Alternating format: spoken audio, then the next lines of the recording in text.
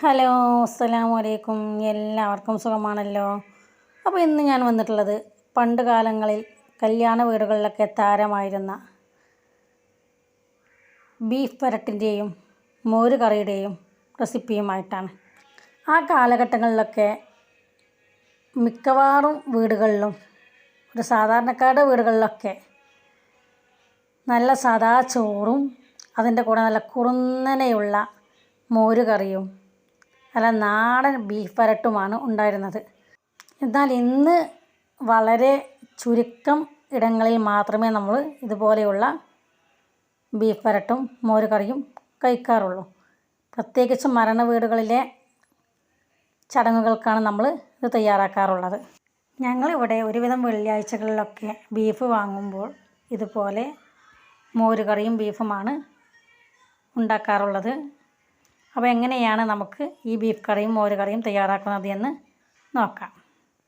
അപ്പോൾ ആദ്യം നമുക്ക് മോര് കറി എങ്ങനെയാണ് തയ്യാറാക്കുന്നത് എന്ന് നോക്കാം. അതിന് വേണ്ടി ഒരു മൺകലം എടുത്ത് അതിലേക്ക് 1 ഗ്ലാസ് വെള്ളവും 1 ടീസ്പൂൺ മഞ്ഞൾപ്പൊടിയും ആവശ്യത്തിന് ഉപ്പും കൂടി ചേർത്ത് അടുപ്പത്തേക്ക് വെച്ച് നമുക്കതൊന്ന് തിളപ്പിച്ചെടുക്കാം.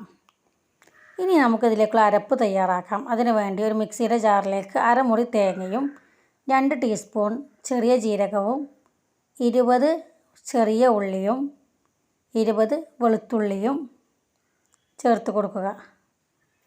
എന്നിട്ട് 1/2 ഗ്ലാസ് വെള്ളം കൂടി ചേർത്ത് നമുക്കിതൊരു പേസ്റ്റ് പോലെ അരച്ചെടുത്ത് കൊണ്ടുവരാം.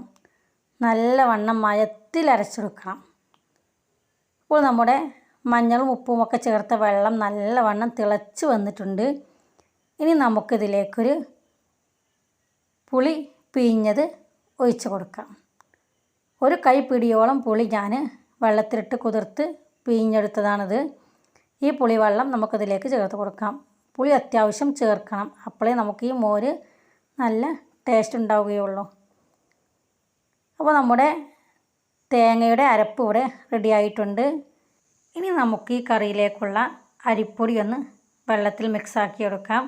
ഞാനിവിടെ 2 ടേബിൾ സ്പൂണോളം അരിപ്പൊടി കുറച്ച് വെള്ളം ചേർത്തൊന്ന് മിക്സാക്കി എടുക്കുകയാണ്. അരിപ്പൊടിക്ക് പകരം നമുക്ക് പച്ചരി കുതിർത്തുകൊണ്ട് അത് തേങ്ങയുടെ കൂടെ ഒന്ന് അരച്ചെടുക്കാവുന്നതേ ഉള്ളൂ. പച്ചരിയാണെങ്കിൽ 1/2 ഗ്ലാസ് പച്ചരി എടുത്ത് കുതിർത്തതിന് ശേഷം അത് തേങ്ങ അരച്ചെടുക്കുമ്പോൾ അതിൽ ചേർത്ത് അരച്ചെടുത്താൽ മതി.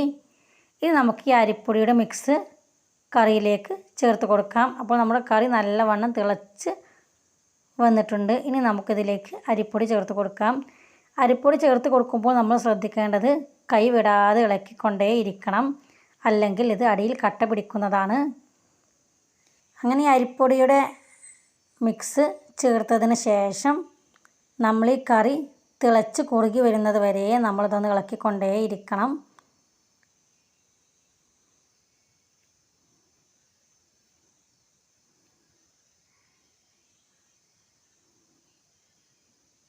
ഇപ്പോൾ നമ്മുടെ കറി ഇതാ ഇവിടെ നല്ലവണ്ണം തിളച്ച് കുറുകി വന്നിട്ടുണ്ട്.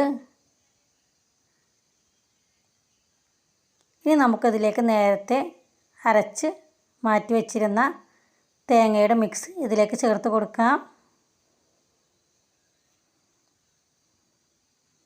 എന്നിട്ടിത് വീണ്ടും ഒന്ന് ഇളക്കി യോജിപ്പിച്ച് കൊടുക്കാം.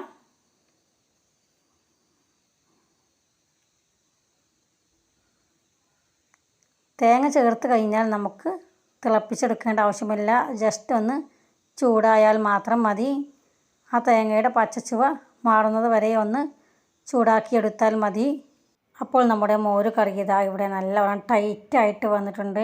ഈ ഒരു പരുവമാകുമ്പോൾ നമുക്ക് തീ ഓഫ് ചെയ്യാം. ഇനി നമുക്കിതിലേക്ക് ലാസ്റ്റ് നല്ല തണ്ടോട് കൂടിയിട്ടുള്ള വേപ്പില കഴുകി വൃത്തിയാക്കിയതിന് ശേഷം മോര് കറിയിലേക്ക് ചേർത്ത് കൊടുക്കാം. അങ്ങനെ നമ്മുടെ ടേസ്റ്റിയുള്ള മോര് കറി ഇവിടെ റെഡിയായി കഴിഞ്ഞു.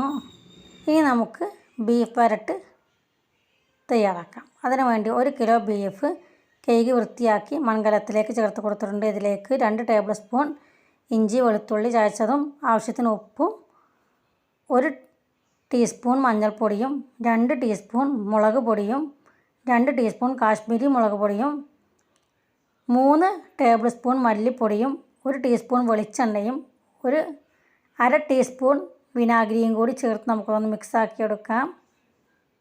ഇതിലേക്ക് ആവശ്യത്തിന് വെള്ളം കൂടി ചേർത്ത് നമുക്കത് അടുപ്പത്തേക്ക് വെച്ചൊന്ന് വേവിച്ചെടുക്കാം. ഞാനിവിടെ ബീഫ് വിറകടുപ്പിലാണ് വേവിച്ചെടുക്കുന്നത്. വിറകടുപ്പിലേക്ക് വെച്ചതിന് ശേഷം നമുക്കൊന്ന് മൂടി വെച്ച് വേവിച്ചെടുക്കാം. അപ്പോൾ ബീഫ് കുക്കായി വരുമ്പോഴേക്കും നമുക്കതിലേക്കുള്ള മസാല തയ്യാറാക്കാം. അതിന് വേണ്ടി ചട്ടിയിലേക്ക് കുറച്ച് വെളിച്ചെണ്ണ ഒഴിച്ച് കൊടുത്ത് അതിലേക്ക് 2 സവാള അരിഞ്ഞത് ചേർത്ത് കൊടുക്കുന്നുണ്ട്. ഈ സവാള നല്ല ബ്രൗൺ നിറമാകുന്നത് വരെ നമുക്കൊന്ന് വഴറ്റിയെടുക്കാം. സവാള കുറച്ചൊന്ന് ബ്രൗൺ നിറമാകുമ്പോൾ നമുക്കതിലേക്ക് ആവശ്യത്തിനുള്ള ഉപ്പും കൂടി ചേർത്ത് ഒന്ന് വഴറ്റിയെടുക്കാം. ഈ മസാലയിലേക്ക് ആവശ്യത്തിനുള്ള ഉപ്പ് മാത്രം ചേർത്താൽ മതി. ഇനി നമുക്കതിലേക്കൊരു 30 ചെറിയ ഉള്ളിയും കുറച്ച് കറിവേപ്പിലയും കൂടി ചേർത്ത് കൊടുത്തൊന്ന് വഴറ്റിയെടുക്കാം. പിന്നെ ഇതിലേക്ക് നമുക്ക് കുറച്ച് ബീഫ് മസാല കൂടി ചേർത്ത് കൊടുക്കാം. ഞാനിവിടെ 2 ടീസ്പൂണോളം ബീഫ് മസാലയാണ് ചേർത്ത് കൊടുത്തിട്ടുള്ളത്. എന്നിട്ട് നല്ലവണ്ണം മൂപ്പിച്ചതിന് ശേഷം നമുക്കതിലേക്ക് 2 or 3 തക്കാളി അരിഞ്ഞതും കൂടി ചേർത്ത് കൊടുത്ത് നമുക്കൊന്ന് വേവിച്ചെടുക്കാം. തക്കാളി ചേർത്തതിന് ശേഷം ഒരു 5 or 10 മിനിറ്റ് നമുക്കൊന്ന് വേവിച്ചെടുക്കാം. അതിനുശേഷം നമുക്ക് തീ ഓഫ് ചെയ്യാം. ഇനി നമുക്ക് ഈ മസാലയുടെ കൂട്ട് ഇറച്ചിക്കറിയിലേക്ക് ചേർത്ത് കൊടുക്കാം. എന്നിട്ട് ഈ കുക്കായ ബീഫും മസാലയും കൂടി നല്ലവണ്ണം ഒന്ന് മിക്സാക്കി എടുത്തൊരു 5 or 10 മിനിറ്റും കൂടി നമുക്കതൊന്ന് വേവിച്ചെടുക്കാം. ഇപ്പോൾ നമ്മുടെ ബീഫ് വരട്ടൊക്കെ നല്ലവണ്ണം കുറുകി വന്നിട്ടുണ്ട്. ഇനി നമുക്കതിലേക്ക് വേപ്പില ചേർത്ത് കൊടുക്കാം. അങ്ങനെ നമ്മുടെ ടേസ്റ്റി ആയിട്ടുള്ള നാടൻ ബീഫ് വരട്ടി ഇതാ ഇവിടെ റെഡിയായി കഴിഞ്ഞു. നിങ്ങൾക്ക് എല്ലാവർക്കും എൻ്റെ ഈ 2 റെസിപ്പികളും ഇഷ്ടമായിരിക്കുമെന്ന് കരുതുന്നു. അപ്പോൾ എൻ്റെ ഈ 2 റെസിപ്പികളും നിങ്ങൾക്ക് ഇഷ്ടമായെങ്കിൽ തീർച്ചയായിട്ടും എൻ്റെ ഈ വീഡിയോക്ക് ഒന്ന് ലൈക്ക് ചെയ്യുകയും സബ്സ്ക്രൈബ് ചെയ്യാതെ ആരെങ്കിലും കാണുന്നുണ്ടെങ്കിൽ ഒന്ന് സബ്സ്ക്രൈബ് ചെയ്യുകയും തൊട്ടടുത്തുള്ള കുഞ്ഞു ബെല്ലൈക്കൺ ഒന്ന് ക്ലിക്ക് ചെയ്ത് ഓൾ എന്ന ഓപ്ഷൻ എനേബിൾ ചെയ്യുകയും ചെയ്താൽ ഞാനിന്ന വീഡിയോസ് നിങ്ങൾക്ക് യഥാസമയം ലഭിക്കുന്നതാണ്. ഇഷ്ടമായെങ്കിൽ ഷെയർ ചെയ്യാനും മറക്കരുത്. അപ്പോൾ നമുക്ക് അടുത്ത വീഡിയോ ആയിട്ട് വീണ്ടും കാണാം. ബൈ.